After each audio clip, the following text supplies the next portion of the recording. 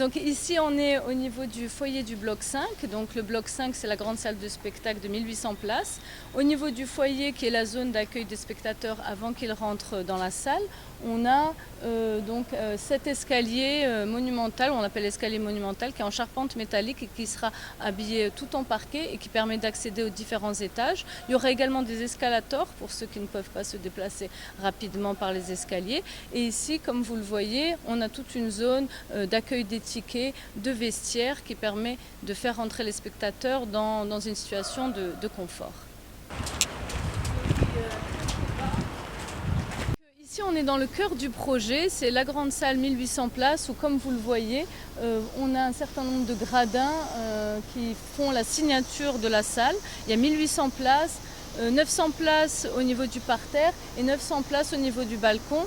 Elle a été conçue de manière à créer une proximité importante entre les spectateurs et les acteurs et les artistes sur la scène. Comme vous le voyez en haut, toute la charpente métallique primaire et secondaire, la charpente scénique, a été installée. On est en train de finaliser les derniers éléments pour faire la couverture de la salle. Donc ici on se trouve au niveau de la salle de théâtre qui va contenir 600 places. Et donc comme vous le voyez, il y a un balcon principal où on aura à peu près 200 places, donc 400 places au niveau du parterre et 200 places au niveau des balcons. Et ce que vous voyez tout autour de la scène, ce sont des passerelles techniques et ce sont donc les endroits où se déplacent les techniciens pour gérer tout ce qui est scénographie. Cet espace-là, on l'appelle le passage de la Médina et c'est cet espace semi-ouvert qui lie l'extérieur du théâtre aux salles de spectacle. Et l'architecte l'a conçu comme vraiment un espace de déambulation qui apporte une ombre et une sérénité aux personnes qui passent. Ce qu'il y a d'intéressant, c'est que c'est un lieu public, semi-public, puisque même quand on n'a pas de ticket, on peut venir déambuler dans cet espace qui va être magnifique. Donc ici, on est dans la salle des musiques actuelles. C'est une salle qui a été conçue acoustiquement pour accueillir des concerts de musique suramplifiés, donc du gros son, du rock, etc. Elle permettra d'accueillir 300 personnes debout avec une petite installation de scène et une régie extérieure qui va permettre de gérer tous les petits shows et concerts pour les groupes de musique actuels.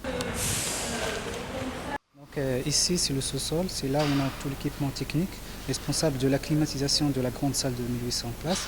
En fait, dans cette salle, on a un système de contrôle de la température suivant combien de spectateurs on a à l'intérieur qui envoie ces informations à ces centrales de traitement d'air et en fonction de ces informations, on climatise toute la salle.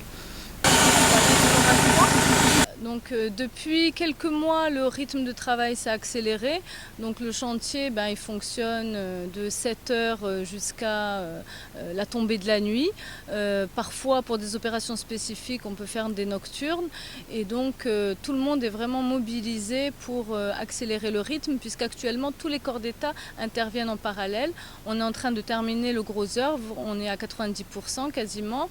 La charpente métallique également. Les corps d'État techniques, donc tout ce qui est clim, électricité, on est à 50% d'avancement. Et les corps d'État secondaires interviennent depuis cet été et avec un rythme qui est croissant de plus en plus pour nous permettre d'honorer nos engagements pour une fin des travaux en septembre 2017.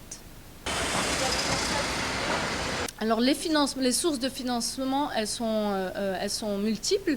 Il y a bien entendu la commune urbaine et la région. La commune à hauteur de 180 millions de dirhams et la région à hauteur de 100 millions de dirhams. Et le reste du budget qui s'élève en totalité à 1440 millions de dirhams est réparti entre le fonds Hassan II, la direction générale des collectivités locales, donc le ministère de l'Intérieur, et le budget général de l'État, le ministère des Finances. Donc il y a une grosse partie du budget qui vient du central. Bon, les difficultés qu'on a eues, elles sont inhérentes à tout projet complexe de cette nature. C'est notamment les études et la coordination entre les différents corps d'État, puisque même si on est en phase travaux, il y a toujours des points d'études et de synthèse à réaliser, puisque les entreprises doivent se réunir et trancher sur des conflits techniques qui existent au courant du chantier. C'est la multiplicité des intervenants. C'est un chantier où il y a une quarantaine d'intervenants avec des spécialités très larges. Dans ce projet-là, on réalise bien entendu des salles de spectacle, mais on a des finitions dignes d'une hôtellerie haut de gamme. On a également des éléments techniques très lourds, dignes peut-être d'une usine. Donc c'est cette complexité dans la technique qui fait que c'est un projet exceptionnel et qui n'est pas tous les jours facile à gérer, mais avec toutes les équipes impliquées et l'implication de chacun, on y arrive, alhamdoulilah.